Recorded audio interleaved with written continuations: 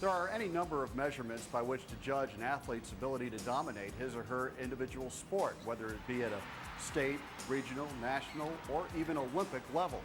For Dan Gable to reach the pinnacle in the sport of wrestling as both an athlete and a coach is nothing short of phenomenal. Dan had a flawless high school career with 64 consecutive wins that included 25 pins and resulted in 3 state titles. He had experimented in several other sports, including swimming, but dedicated his sports life to wrestling. A great choice for Dan, for Waterloo, and for fans everywhere.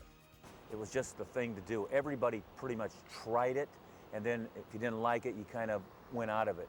But obviously I liked it a lot. I wasn't going to go anywhere outside the state. It was really no choice for me. Even though I looked at Iowa, and I would have liked to went to the University of Northern Iowa because that was closer, but when it came right down to it, I looked at my mom and dad, and they knew where I needed to go. So I just said, what do you think? And they said, Iowa State. Freshmen could not compete for their schools, so Gable had to be content with a 17 wins, no losses record in several meets as unattached. Beginning as a sophomore, Dan won 117 consecutive matches and 2 NCAA titles. He was also unbeaten in his senior year until the 1970 NCAA title match when Dan lost 13-11. Well, I pretty much went into seclusion. I wasn't embarrassed, I was ashamed. Just had won so much that I felt I let people down, especially the people that really supported me, like my parents, and so it was very difficult. But the best thing that happened to me was I had to get right back on the mat. I kind of turned around for several reasons, but you know what? I still haven't completely got over it. I'll never get over that, and I've been able to use that loss to advance me in a lot of my goals quicker than ever before. Not only in my sport as an athlete, but in my coaching, in my family life. It still affects me every day, but in a positive means, and because of that, the loss really had to happen. And one of those goals was obviously to win an Olympic gold medal, something you did in Munich in 1972, in unprecedented fashion by not allowing a single point over the course of your 6 matches. Was that something that was a goal going into the Olympics, or is that something that just happened to work out that way? I went in to dominate the competition, and actually probably went in to even do better than I actually did, probably by pinning everybody and keeping them myself unscored upon. But one of those things you just develop within your own mind. You have a mentality, and you try to live within that mentality. At that particular time, my mentality was very high. Well, it was an instinctive type of maneuver, which I didn't think about, because if I had thought about it, he would have scored on this single leg. All of a sudden, I felt the danger, and I did a reaction that was natural. I just did it, and it obviously saved the point.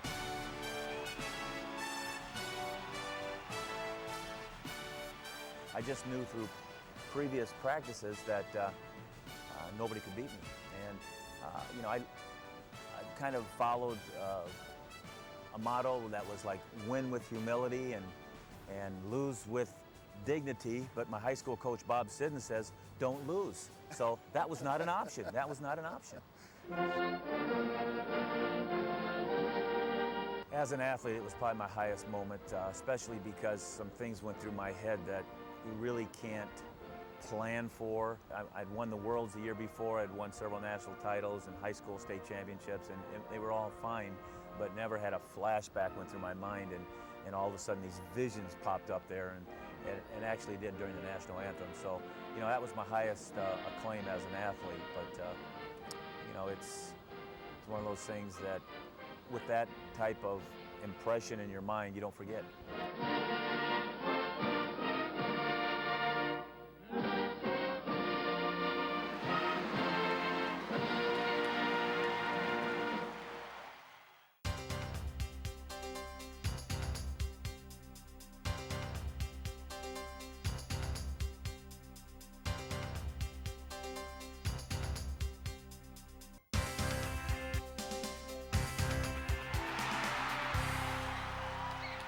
Well, he's a fierce competitor.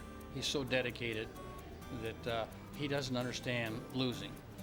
And Dan is just a great person as far as being dedicated to whatever he does.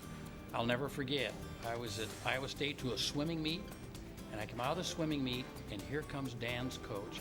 And he and I are talking, old Nick, and here comes Dan across the street. And I grabbed his hand, Nick introduced us, and I said, Dan, I know you're a great wrestler, but I want to tell you how great you are to all the wrestling kids in the state. You are a role model. You'll always be their hero, not because you're a champion, because you're a good person. And you've dedicated yourself to being successful. It didn't come easy. I never forget, I embarrassed him, I think, that day. But I just had to tell him that because he's that important to kids in our state for wrestling. And he's continued. Wrestling is Dan Gable. That's it. And no one's ever going to come along and take his records away. Take me through the process that brought you to here to the University of Iowa. Well, it just so happens it was a recruiting process. But I wasn't about to get involved in that recruiting process because I was at Iowa State and I was training for the Olympic Games.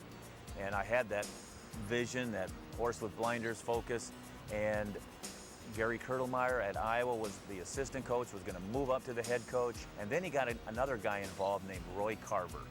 And you know, this arena is named after him. So really, behind the scenes, they recruited my friends, they recruited my family, and when it came down for me to make a decision, I looked their way, and their minds were already made up because two guys made a process very successful.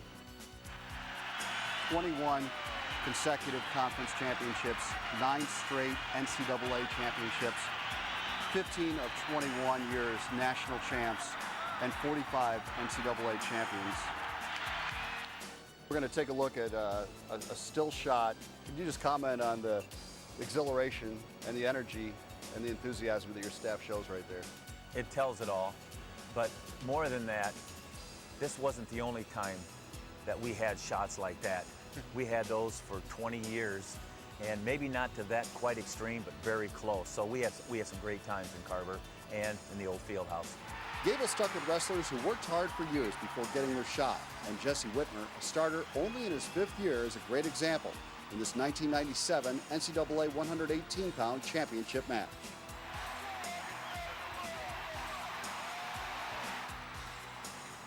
The next 3 1997 title winners were Mark Ironside at 134, Lincoln McElravy at 150, and Joe Williams at 158.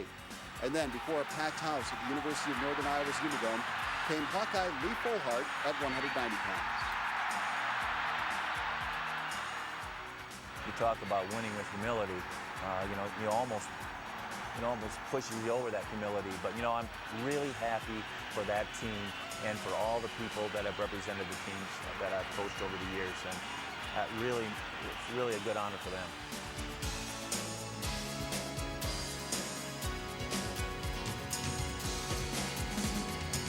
The nation's leading ambassador for wrestling, Dan Gable.